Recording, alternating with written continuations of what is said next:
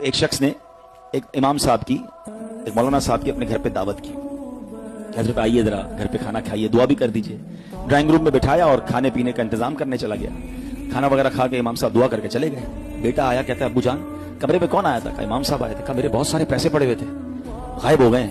کہتا کیسی بات کر رہے ہو، امام صاحب ہیں، تم نے کہیں بھول گئے؟ ابو میں نے نہیں رکھے تھے۔ بڑا پریشان کیونکہ پیسے زیادہ تھے، ٹینشن میں آ گیا۔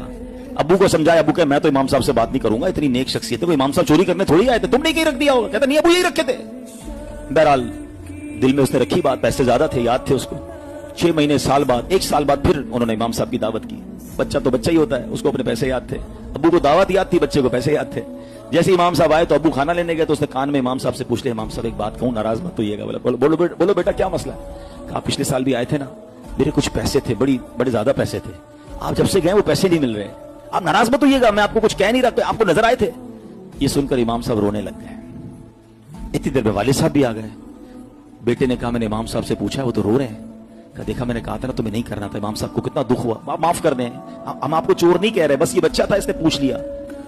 کہتے میں اس لیے نہیں رو رہا کہ اس نے مجھ سے سوال کیا ہے۔ یہ سامنے آپ کی کبٹ کے اندر قرآن پاک ہے، ذرا نکالیے۔ انہوں نے قرآن پاک نکالا، کہا اس کو کھولیے۔ وہ جلدان کے اندر لپٹا ہوا تھا، اس کو کھولا تو سارے پیسے اس کے اندر پڑے تھے۔ کہا بیٹا جب کھانا لینے آپ کے ابو گئے نا تو پیسے بکھرے ہوئے تھے، میں نے پیسے سمیٹ کے قرآن میں رکھ دیے کہ روز تلاوت ہوتی ہوگی، آپ قرآن کھولیں گے آپ کو پیسے مل جائیں گے۔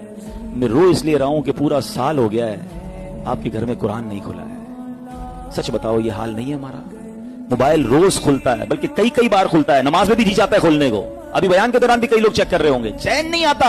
نیا سافٹ ویئر آ جائے، نئی کوئی اپلیکیشن آ جائے، خود ہی ڈھونڈ کے اس کا ٹیوٹوریل بھی ڈھونڈ لیں گے، اس کو یوٹیوب پہ بھی سرچ کریں گے، 4 دوستوں سے بھی پوچھیں گے یار اس کے بینیفٹ بتاؤ، اس کا طریقہ بتاؤ، میں آ رہا ہوں تیرے گھر پہ بھائی، مل کے سیکھتے کیسے کرنا ہے، آج کل آرٹیفیشل انٹیلیجنس کا زمانہ ہے، کیسے سرچ کرنا ہوتا ہے، کیسے سب کر لیں گے۔ قرآن کے بارے میں یار ابھی تو واقعی مشکل ہے، اب تو کیسے پڑھیں گے؟ جس کو نہیں کرنا نا، ایک جملہ یاد کر لیں، امیر اہل سنت کا بڑا تاریخی جملہ ہے۔ آپ فرماتے جس کو کرنا ہو نا اس کے لیے راستے بہت، جس کو نہ کرنا ہو اس کے لیے بہانے بہت۔